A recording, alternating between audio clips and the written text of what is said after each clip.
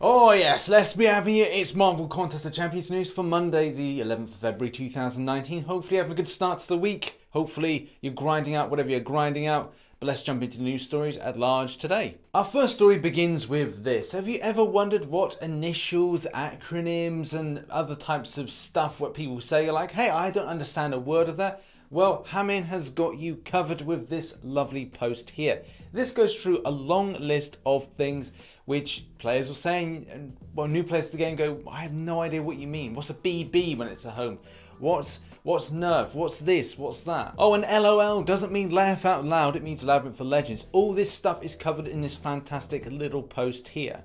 And this has even got Kabam Spice's seal of approval, and that is fantastic. Though I am thinking to myself, I really want to get Kabam Spice and Kabam Pork Chop together and make a spicy pork chop. I'm not playing God or Mr. Sinister, I just think it's funny. Now, being part of a community is great because people then add suggestions, and it's really good to see a nice mix of people talking and kind of getting together a comprehensive list. So well done, community. You done good. Next up, and it looks like it's the return of sandbagging. If you're not familiar with what sandbagging is, people throw walls, they kind of change certain types of alliance groupings, they move to an entirely new alliance in order to benefit them when it starts for Alliance War season coming up. Some people may refer to this being as more as a competitive edge, a strategic edge in order to allow them to have easier fights in Alliance War seasons, and going into Season 8, this may be a thing for a lot of alliances. There's a few people in this post calling out to Kabam in order to make some sort of policy in place for this, but it's very much a grey area. I think that Kabam won't really address this for another few seasons, if not at all. At the end of the day, this may be seen as one of those other strategies which then Kabam need to address in order to stop, the same way we have collusion, and the same way that we had for a time, we were putting in 2 stars, that was in the really early days of seasons, and so many different things with throwing wars in order to allow people to get the benefit. Yeah, there's been a lot of shady doings in Alliance War seasons throughout the year. It's been a very chaotic 12 months of this game mode being put in. Either way, what are your thoughts on sandbagging? Put them in the comment section or go to the forum link. Link is in the description below. Next up, and not really news, but something that is important to talk about, is not to feel that you have to benchmark your performance in game to other people. Please do bear in mind that a lot of people will have more benefits than you if they've got better device, better internet, and you know, if they're more skilled at the game, if their reactions are quicker. Yes, people are going to be better at the game than you. Do not ever think that you have to benchmark yourself against that type of person.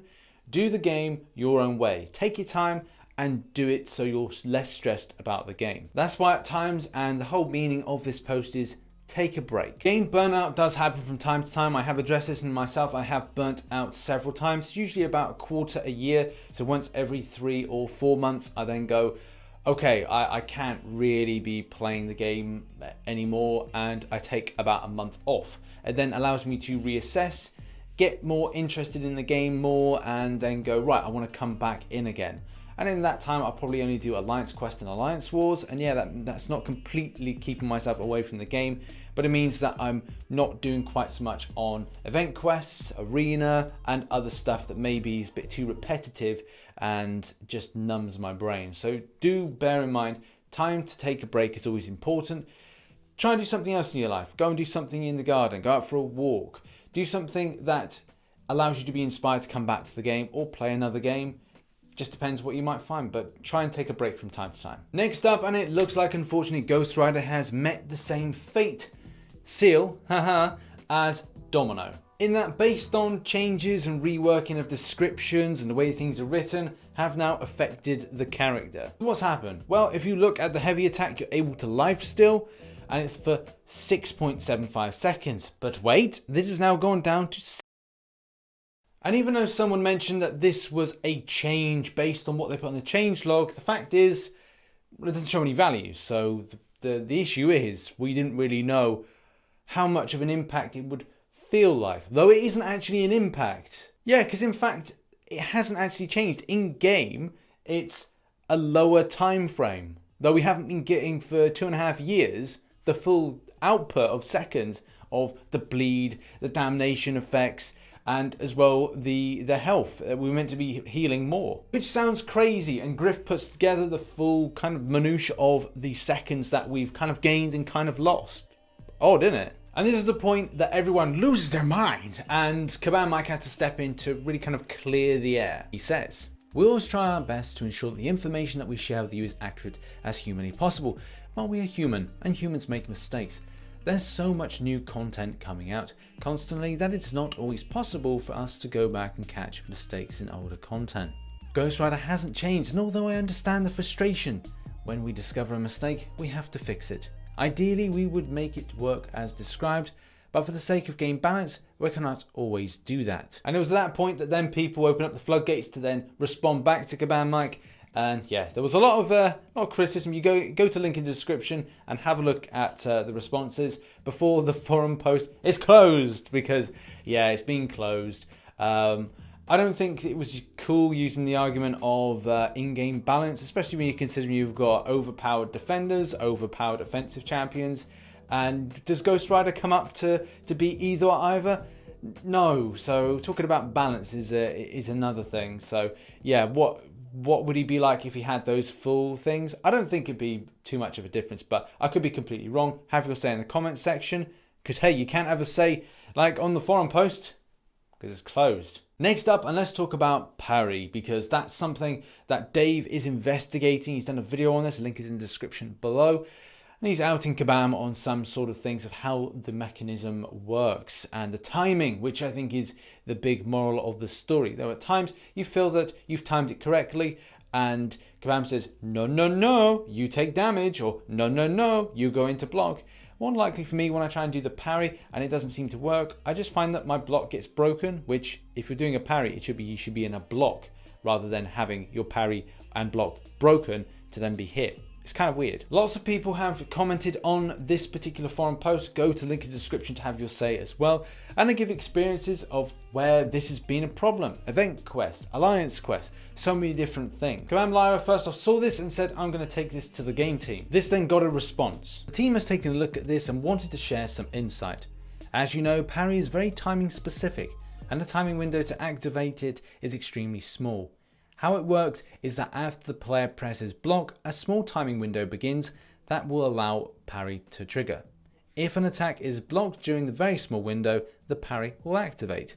To prevent spamming block to activate parry without skilled timing by the player, another short timer is in place that will not allow parry to activate if the player blocks again within the window.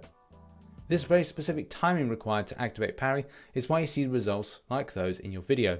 Hope this helps to explain. This then opened up a massive load of responses which kind of look at, well, the full details, the description of the mastery should really be in place for the player base, especially for those that played like for such a long time. To some people this feels like they haven't given full information, they feel that this has been altered somewhat and it is unclear information to the community.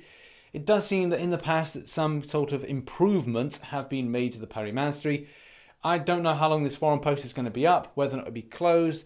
Probably Caban Mike will have to get involved in order to kind of cool the air with things. So yeah, have your say on this particular forum post. We're going to link in the description, or have your say in the comment section. Next up, and on to round one of the Havoc Arena. Now this is something I'm bringing good news for once. Fantastic to see this.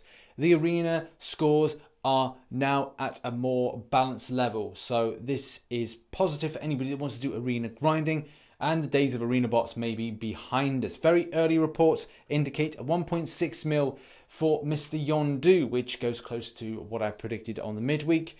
But this is a positive change, and it looks like Havoc, which is a really good champion, is going for the 4-star at 8.7 mil, maybe an 8.9, 8.8 to be safe on this, but 8.7 mil is what I've seen so far, but that could drop. And also it looks like about 25 to 28 mil for the 5-star version of Havoc. So this is good, people. This is really good. I didn't know how much we're going to be balancing this out with featured champions coming in. So in future, I'll be going for predictions around about 25 to 28 mil for the 5-star, and the 4-star, anything between 8 and 12 mil. So that's what I'm really going to go for now. I'll say round 2, I'll go for a 27 mil just to be safe for the 5-star, and then we'll go for the 4-star Havoc we'll go for about 10 mil to be absolutely safe on that one. And then if we want to be safe for Yondu, yeah, 1.6, 1.7. I don't think he's going to go any higher than that, but 1.7 to be safe with that.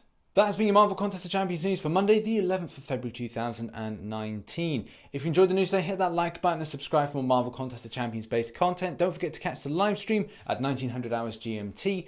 And also, I'll be talking soon about my Discord, which is pretty much built, and also Champions Chat live stream, which, if you're familiar with what we've done before with the Champions Chat, we're going to be doing that again. So look out for that one in coming episodes. Yes, thanks very much, and I shall catch you in the next one. Bye for now.